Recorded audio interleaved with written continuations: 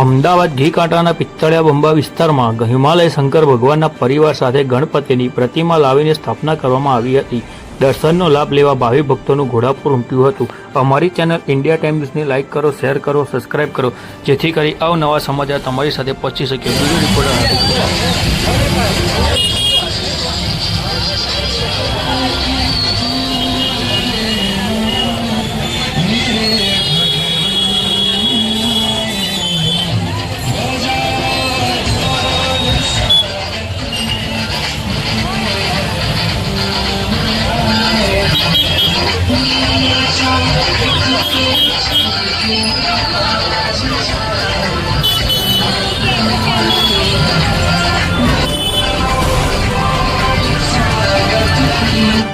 तमाम भक्तों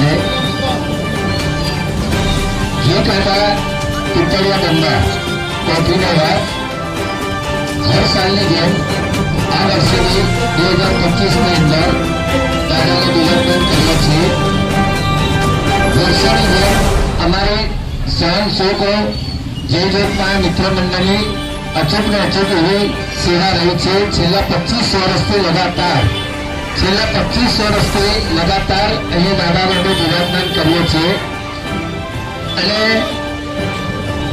ઘણો પ્રયાસ કર્યો છે નંબર લાવવા માટે, પણ દાદા વર્ષોથી અમારા અહીંયા બીજો નંબર આવે છે અને હરેક વર્ષની જેમ નવી થીમ આપતા રહીએ છીએ અને અહીંના જે તમામ કોસ્મેટિક, કાતર બજાર, કેળા બજાર તેમજ રેડીમેડ બજાર આ વેપારીઓ છેલ્લા અમને 25 વર્ષથી સાથ અને સહકાર આપે છે।